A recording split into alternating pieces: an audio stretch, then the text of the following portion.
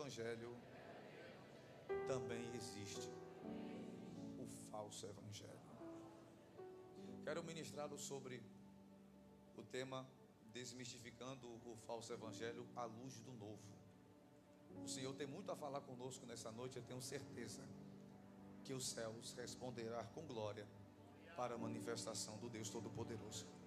Oremos. Senhor Deus, é com enorme satisfação em Cristo Jesus que estamos a ouvir a sua palavra ser ministrada. Eu sei que eu me incluo, porque eu sei que o Senhor também ministra enquanto eu ministro. Fala conosco, porque precisamos mais outra vez ouvir a sua voz. E nessa quinta do renovo, que seja algo esplendoroso para a honra e glória do Senhor. Marca esta noite, como todas as outras noites nesse lugar o Senhor tem marcado. Nós te bendizemos e louvamos ao teu santo e bendito nome. Aqueles que estão comigo, diga amém. Toma seu assento, por favor. Deus é fiel. Pastor Adson, que é muito gratificante chegar a essa casa. É muito emocionante ver a fé do Senhor. Eu falo isso sem sombra de dúvida. É emocionante. Eu pastoreio, mas eu me considero ainda pregoeiro. Às vezes eu me encontro em um peixe fora d'água, mas eu acredito que tudo tem um propósito. Mas a gente sabe quanto é difícil quando não se tem recurso, mas louvável quando se tem fé. E o Senhor é o homem que tem fé. No nome de Jesus, pastor, eu sei que Deus já tem colocado no teu coração, mas há pastores que precisam de um discipulado do Senhor.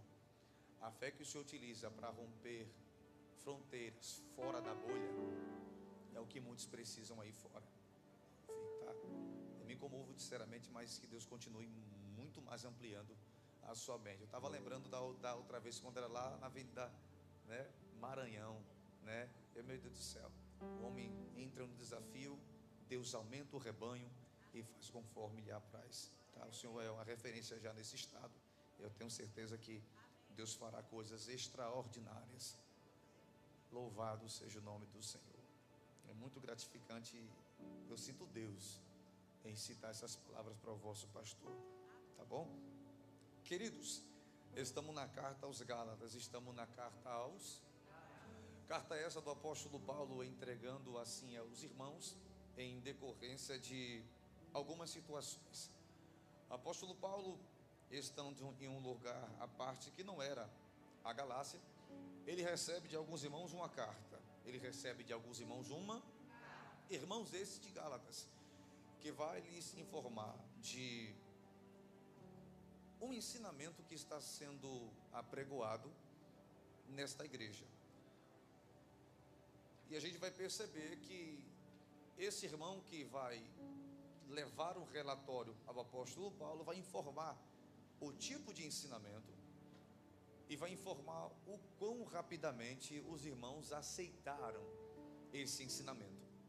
O apóstolo Paulo, ao ler a carta, logo em seguida ele vai logo fazer uma carta e reenviar agora, trazendo um alerta para os irmãos. O apóstolo Paulo, segundo alguns estudiosos, disseram que ele teve pelo menos 2 vezes a esta igreja, ensinando, corrigindo, exortando e assim fazendo como um grande doutrinador que ele era.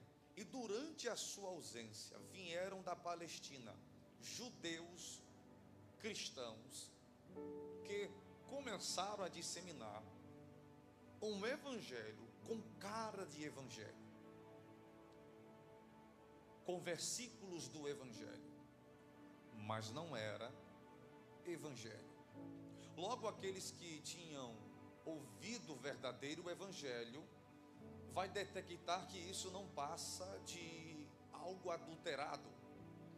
Ele leva ao apóstolo Paulo e Paulo vai trazer uma dura exortação para eles, porque o apóstolo Paulo vai dizer que se admira o quão breve eles deixaram o evangelho que ele tinha prego para abraçar o evangelho que tinha assim pregoado. A palavra que ele vai usar, outro evangelho, não é a expressão de João, quando Jesus diz assim: rogo-vos, aliás, irei ao Pai, e rogarei ao Pai para que vos envie outro. Essa expressão outro aqui não é a mesma do Novo Testamento que está lá em Gálatas. Esse novo que Jesus fala é uma expressão original do grego que significa alon, que quer dizer semelhante. O outro ali não é diferente espírito, é um espírito semelhante ao que Deus vai enviar. Quando o apóstolo Paulo cita outro, aqui vai dar uma mudada. E esse outro não é semelhante. Esse outro vai se chamar héteros, que no grego significa diferente. Então é um evangelho, mas é diferente. A leitura é a mesma, mas a interpretação é totalmente diferente. Olha para mim para que vocês compreendam. Aqui o apóstolo Paulo, ele vai detalhar e vai dizer: se porventura eu, ou um de vós, ou até um anjo vos ensinar outro evangelho, considere o que? Anátema. Os hereges estão tentando desvirtuar o povo do verdadeiro para abraçarem um falso. Só que a impressão que o apóstolo Paulo teve é: como vocês abriram mão tão fácil, tão rapidamente, de todo o sustento doutrinário que eu vos ensinei. Você percebe, eu também posso aqui fazer uma conjectura, que a falta de relacionamento com profundidade no verdadeiro evangelho fez com que os irmãos de Gálatas, que estavam na superficialidade espiritual, não conseguissem detectar o falso do verdadeiro. E olha para mim, a maior implicância que o apóstolo Paulo está com eles é porque percebe que eles eram muito rasos acerca do evangelho verdadeiro, para serem desvirtuados tão facilmente pelo falso evangelho. Quanto mais nós nos aprofundarmos no verdadeiro, mais estaremos robustecidos pela verdade que foi pregada, a ponto de que, se o falso for apregoado, o que nós temos em profundidade do verdadeiro vai nos levar a detectar: isso não procede, isso é falso, isso é diferente, isso até é citado, mas tem alguma coisa de errado. É isso que o apóstolo Paulo está trazendo para aquele povo. E infelizmente, esses falsos ensinamentos não terminaram no primeiro século. Passando-se gerações, os nossos amigos da fé, os nossos irmãos da fé, vêm vivenciando século após século, período após período, essas heresias apregoadas pelos falsos evangelhos, ou na verdade, pelos falsos pregoeiros. E uma coisa que eu aprendi com Deus é que eles devem ser detectados e repudiados. Eles devem ser detectados e expulsos, porque herege produz heresias, e de heresias ele vai produzir hereges. Falsos ensinadores geram falsos ensinos, e falsos ensinos geram falsos crentes. Quando observamos aqui agora, as doutrinas que ele pregoava para a igreja eram doutrinas sólidas, era ensinamento que trazia um vigor para permanecer na fé, suportar ventos, suportar aflições, suportar perseguições e manter-se firme na jornada do evangelho. E observando ao que tange a respeito à atualidade, percebemos que algumas doutrinas heréticas, algumas seitas, continuaram desde o tempo do apóstolo Paulo até o tempo moderno. O apóstolo Paulo vai combater heresia no livro de Romanos. O apóstolo Paulo vai combater heresia em Coríntios, Filipenses, Tessalonicenses, Gálatas. Ele vai combater na maioria das suas cartas, porque naquele período que o evangelho estava avassalador, a heresia estava vindo no mesmo embate. O diabo nunca costuma ficar por trás ou para trás. No mesmo entusiasmo, no mesmo pique que a igreja vier, ele vai tentar acompanhar, ele vai tentar persuadir. E doutrinas, ensinamentos como gnosticismo, que veio Deus de um bom tempo aqui em Gálatas, nós percebemos que até hoje, e quando você vê esta seita chamada gnosticismo, ela ensina aos membros desse suposto reduto evangélico cultuar a anjos, e coloca na cabeça dos outros que é bíblico, que é necessário. É algum de quem nunca ouviu falar do relativismo que acredita ser uma igreja. Olha que coisa interessante. O relativismo, ele vai questionar os princípios absolutos da palavra, apesar de que esses princípios que eles estão tentando deturpar são princípios estabelecidos por Deus em sua palavra.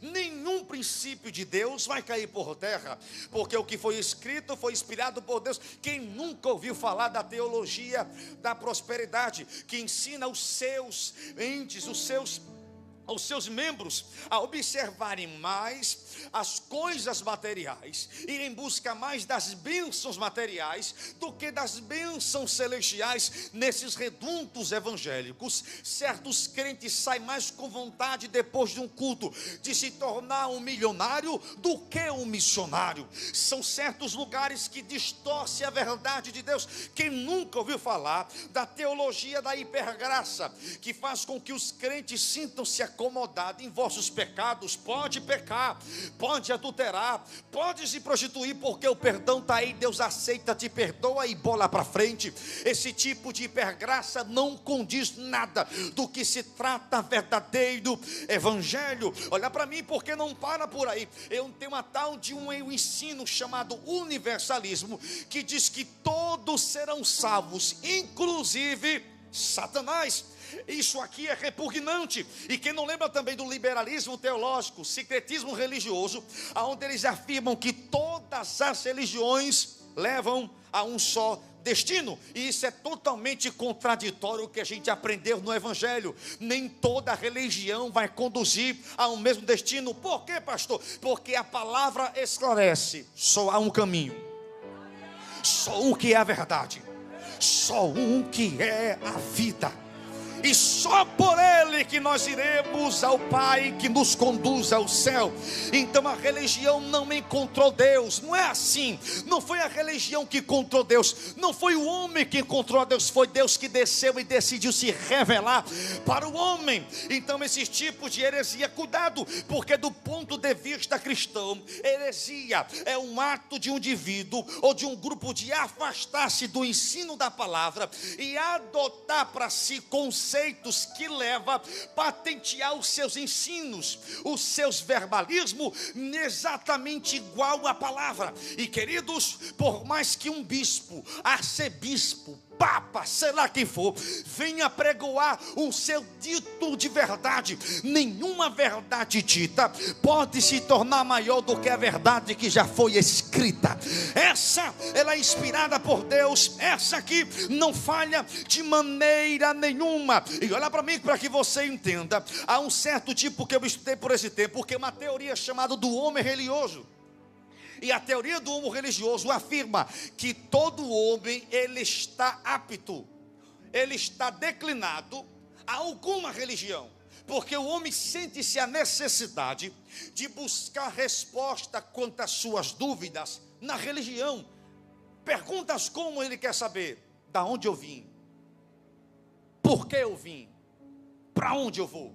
Esse tipo de pergunta eles têm. E essa teoria do religioso fala que todo homem ele vai se debruçar a religião de alguma forma, para que encontre o caminho, para que encontre o propósito da tua vida, e o porquê que ele veio, para o que ele vai fazer, e por que ele vai chegar aqui.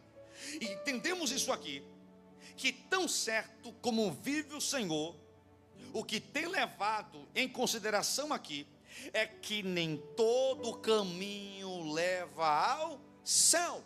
Nem toda religião conduz a Deus. Prova disso, que quando a gente vai observar nas religiões e perguntar ou tentar entender quem para eles é Jesus, eles não vão dar uma definição coerente de quem seja o nosso Jesus. Prova disso, que eu fiz uma lista, porque não deu para decorar.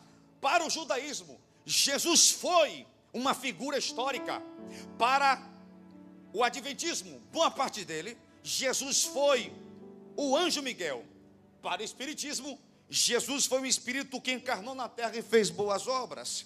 Para o testemunho de Jeová, Jesus foi um arcanjo.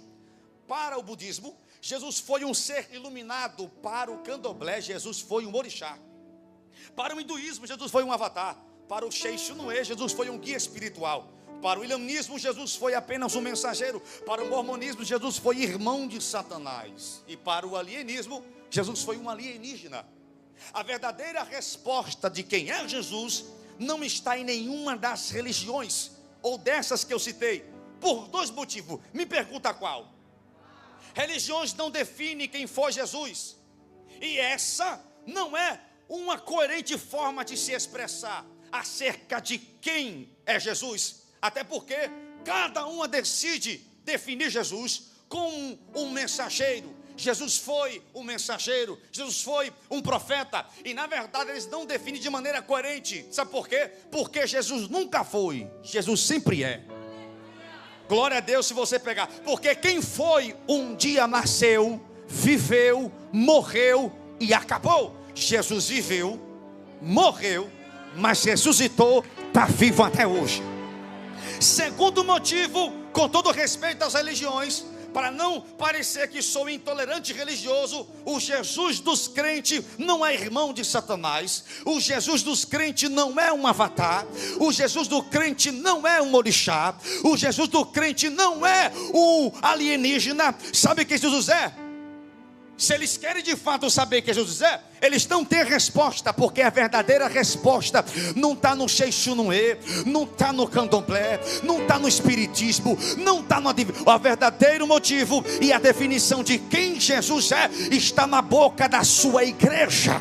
Glória a Deus por isso aqui. E Pedro muito bem representou a nós como igreja de Cristo para definir quem Jesus é. Mateus capítulo 16, versículo 13 ao 16. Jesus está ouvindo que alguns estão para um lado e para o outro, querendo saber quem ele é. Jesus olha para os discípulos e diz assim: quem lá fora eles estão dizendo que sou? Ele ora, mestre. Uns dizem que o Senhor é Elias, outros dizem que o Senhor é Jeremias, e outros falam que o Senhor é um dos profetas. Ele, tá bom, lá fora eu já sei que possivelmente dizem que eu sou, mas eu quero saber quem eu sou para vocês. Pedro, inspirado pelo Espírito de Deus, vai levantar e dizer: tu és o Cristo, Filho do Deus Altíssimo. Quer saber quem é Jesus? Pergunta à sua igreja. Até os magos do Oriente vai trazer uma resposta cirúrgica, vai trazer uma definição perfeita de quem é Jesus. Jesus acabou de nascer,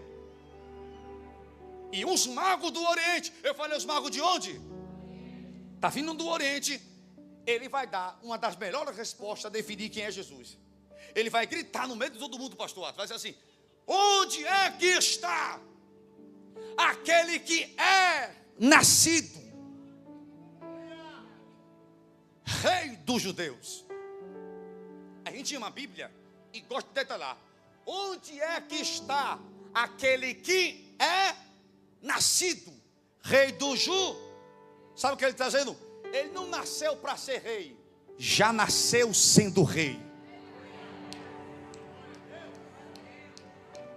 Ah, meu Pai do céu, Jesus não nasceu para ser, ele já nasceu sendo rei. João Batista vai dizer no capítulo 3, versículo 11: e em verdade vos batizo com água para arrependimento, mas quem vem após mim é mais poderoso do que eu. Não é somente o João Batista que vem simplesmente falando quem é, porque uma certa feita, o nosso Jesus está de uma certa forma sendo interrogado, e uns estão pedindo um sinal. Jesus vai dizer no versículo 38 de um capítulo incrível, ele vai dizer: os fariseus pedem um sinal, e eu já sei o sinal que eu vou dar. E olha o que ele vai responder: uma geração perversa e adúltera pede um sinal milagroso para saber quem ele era. Ele vai dizer: mas nenhum será será dado, e exceto o sinal de João Batista. Qual o sinal? Pois assim como Jonas esteve 3 dias e 3 noites no ventre do grande peixe, assim o Filho do Homem ficará 3 dias,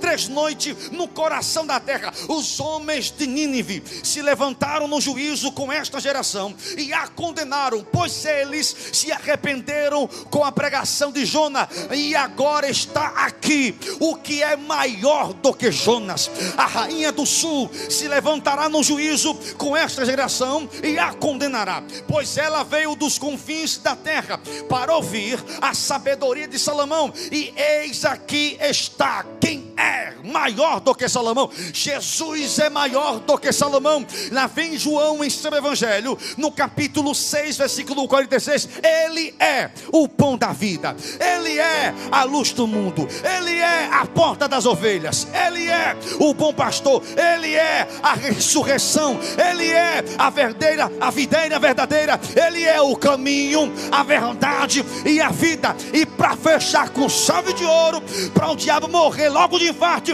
apóstolo vem no capítulo de número 1 do versículo 4 de Apocalipse, dizendo: graça e paz seja convosco da parte daquele que é,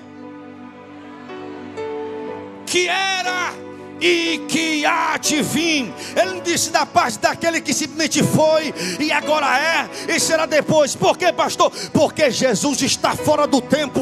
Ele não estava no passado, ele não está no presente e estará no futuro. Jesus está no passado, no presente e no futuro ao mesmo tempo. Ao mesmo tempo. E a percepção que eu tenho em nossos dias atuais é que estamos sofrendo dos períodos mais delicados da igreja nessa era moderna. O cristianismo está sendo muito afetado e está ficando perigoso. Hoje eu tenho preocupação quando um membro da igreja que eu pastoreio, eles vão cultuar em outro lugar. Nós não colocamos cerca, mas há uma preocupação, porque a falta de compreensão distorcida, e nunca vimos nesse período da história humana, aparições, surgimentos de seitas, de religiões, de tantas instituições que têm se levantado, e você percebe que esses lugares estão tão receptivos, que fazem com que os membros da igreja, os visitantes se sintam tão bem acolhidos, e eles capricham em tudo que você possa imaginar. Eles capricham em tudo. E não é errado caprichar, mas eles capricham e traz ao membro uma sensação de estar em um novo lugar, de um novo evangelho prego, de uma nova compreensão bíblica, de um novo ensinamento. E eles ouvem algo novo e assemelham, como é diferente, aqui é melhor. Eles tentam adaptar o evangelho para a receptividade do pecador, quando deveria era adaptar-se o pecador ao verdadeiro evangelho. E olha que questões terríveis temos vivenciado nesses lugares. A impressão é satisfatória. E quando se trata de heresia, nunca foi necessidade, mas de fato é uma realidade. Louvem a Deus pela igreja que vós estão. Louvem a Deus aos pastores que vocês têm. Não precisa ouvir em outro lugar palavras que aqui tem toda semana. É arriscado você ir para outra igreja e você ser, infelizmente, levado a uma nova pregação do evangelho. E olha para mim, para que você não compreenda, para você não perceba o que o Espírito Santo quer falar. Então cria um tipo de novo evangelho, que é interpretado de outra forma, visto por outro ângulo. E nessa última hora, eu tenho conversado com Deus, e eu falei assim: como a gente pode identificar uma igreja que não prega o verdadeiro evangelho? E o Espírito Santo falou comigo: filho, assim como conhecereis as árvores pelos seus frutos, conhecereis a igreja pelo sentido da tua mensagem. Se a mensagem, o centro dela não for Cristo, cuidado.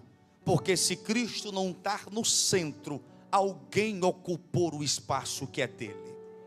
Se a igreja não está sendo conduzida a uma pregação que leva a Cristo, aqueles que estão ouvindo, e é um tipo de evangelho que as pessoas estão mais interessadas em receber do que oferecer.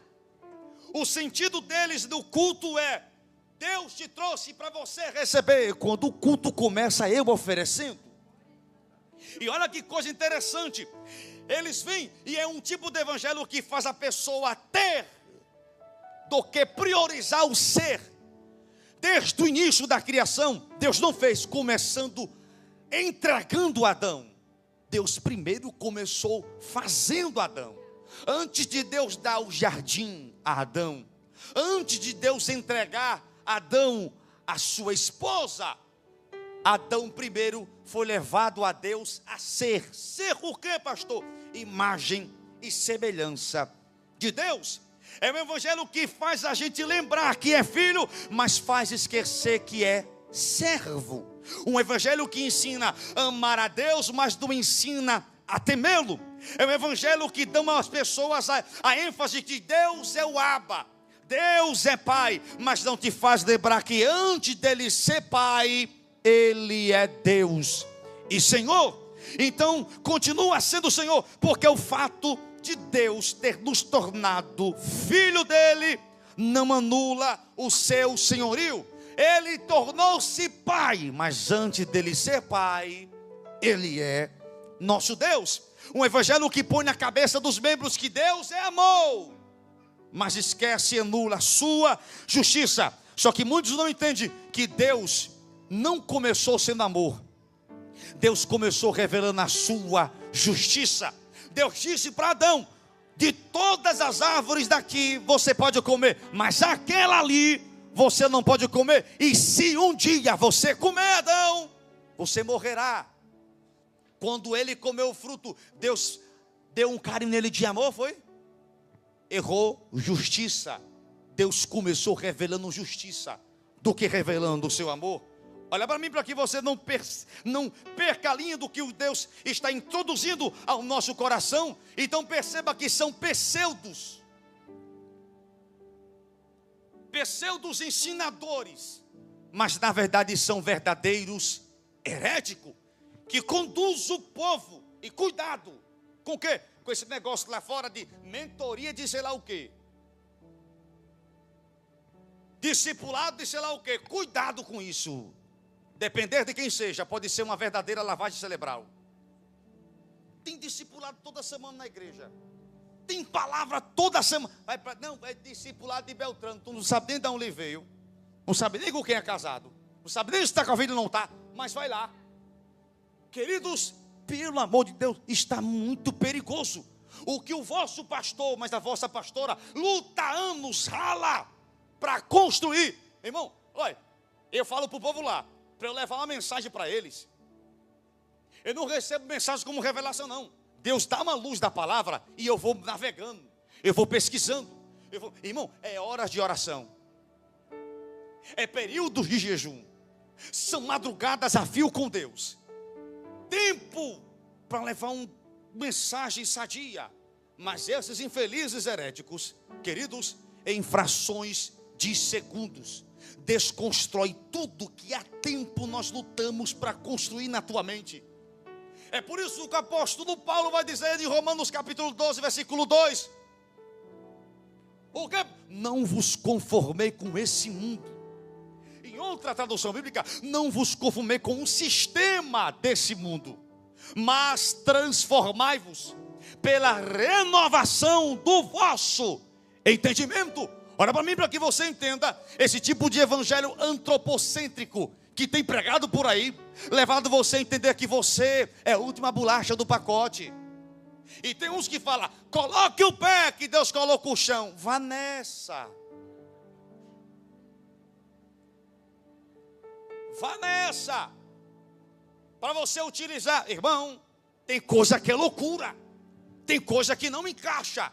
E detalhe, irmão, nesses lugares aonde o homem é o centro da mensagem, E que tipo de mensagem basicamente são, pastor? Compara você a um iPhone, de que você não tem valor. E quando tem outro iPhone, isso é lá pregação. Isso é lá tipo de ensino que vai trazer uma bagagem estrutural para crente. Não vai. Esse tipo de evangelho é o evangelho de Satanás, não é de Cristo. Esse evangelho antropocêntrico que tira Deus do centro. E altamente o homem coloca. Para você que não sabe, o antropocentrismo, ele foi criado justamente para tirar o teocentrismo, Deus do centro. Antropocentrismo, o homem no centro. Ele foi criado para combater o teocentrismo do período medieval. E eles conseguiram tirar Deus do centro e os colocaram com um grande e vasto entendimento da filosofia. E eles pegaram o lugar que era de Deus.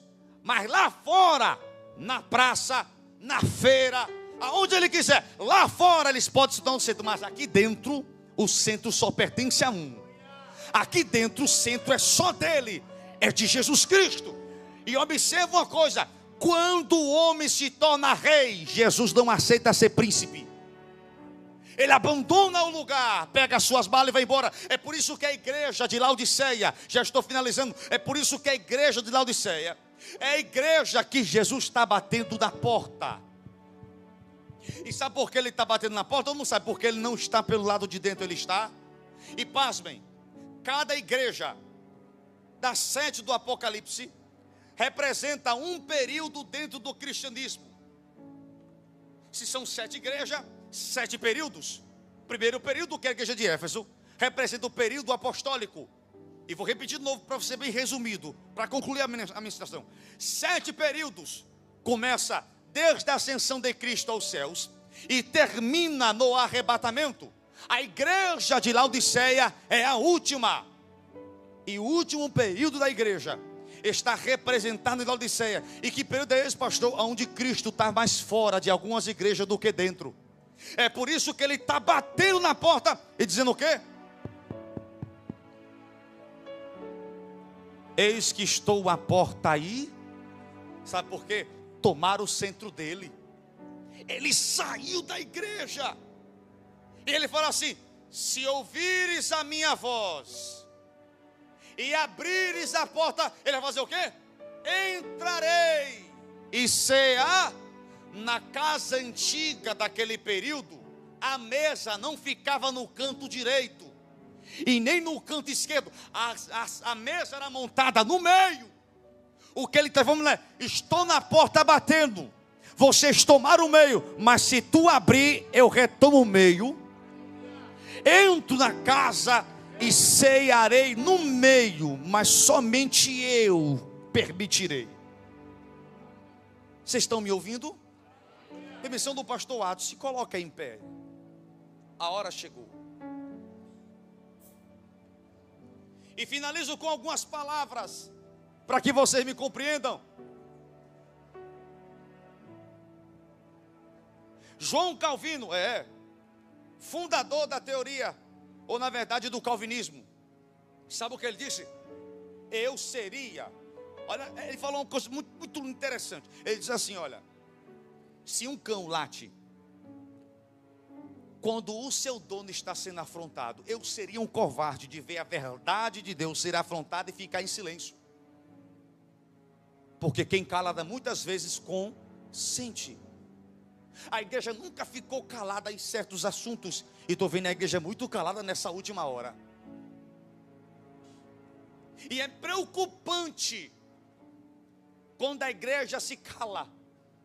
O inferno grita.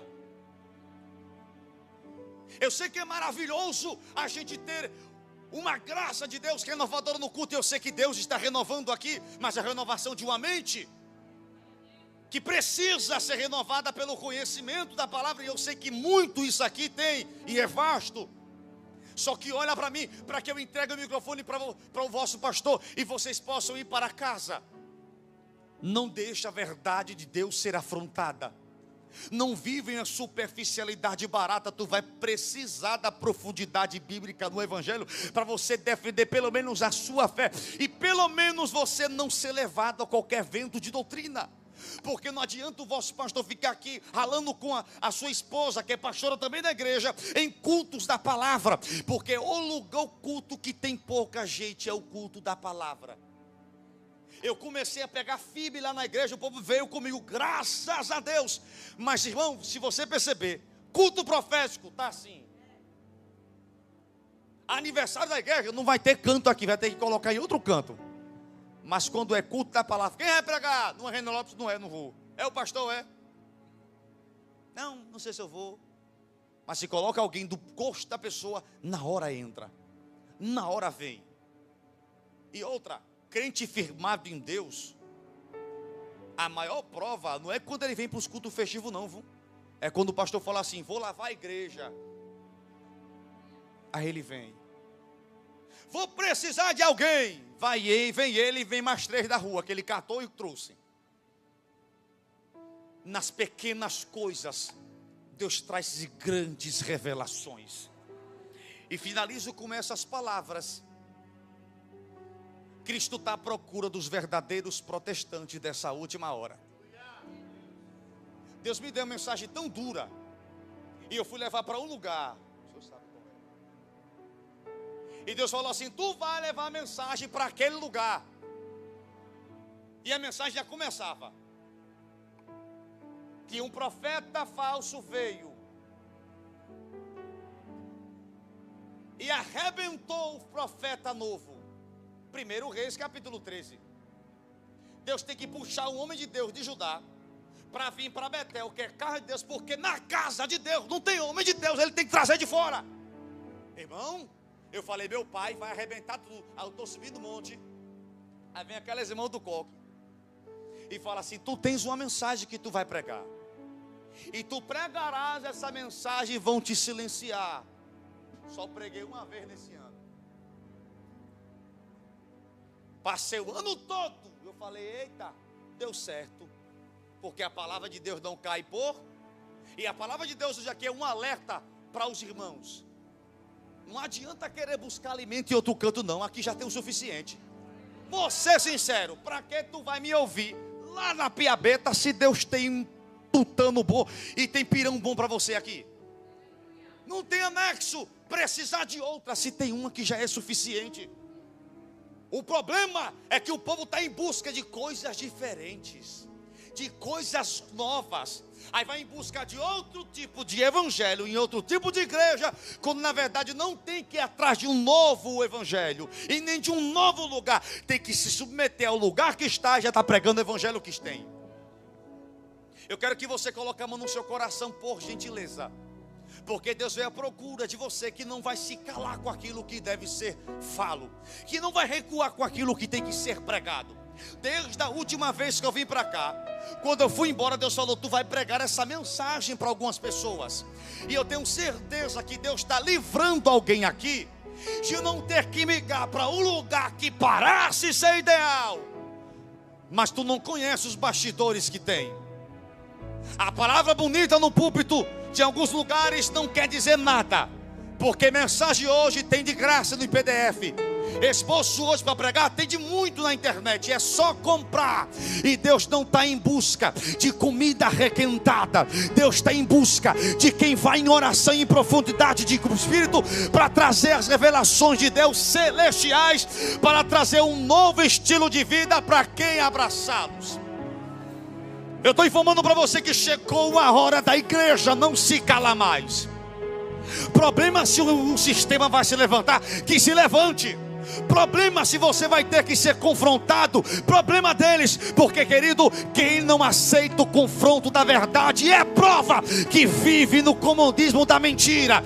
E se a verdade começar a incomodar, na veemência que você for pregando, pode continuar, porque você está no lugar certo, sendo conduzido pelo destino certo. E eu não estou nem aí, querido, o preço que a gente possa pagar por pregar a verdade verdade. Melhor é pagar um preço momentâneo por pregar a verdade do que pagar um preço eterno por viver na mentira. Igreja militante, Jeová te trouxe aqui para balançar você e dizer: pega a palavra, pegue a verdade.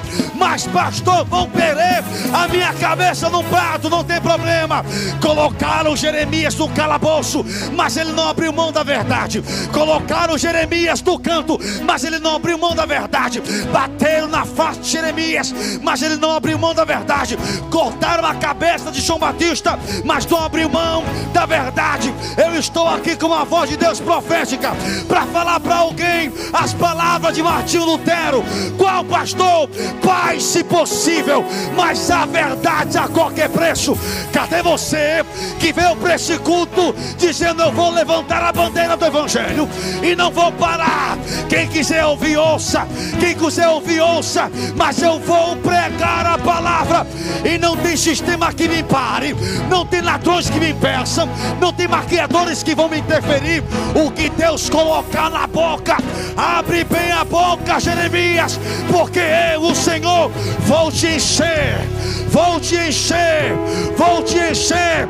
A cabetada toda está nervosa, porque quando Deus te coloca com autoridade, não tem pra pomba, não tem pra gira, não tem pra tranca, não tem pra ninguém.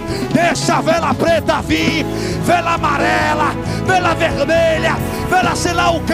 Não, uma condenação há para aqueles que estão em Cristo Jesus. Levante a mão que eu vou orar pela sua vida.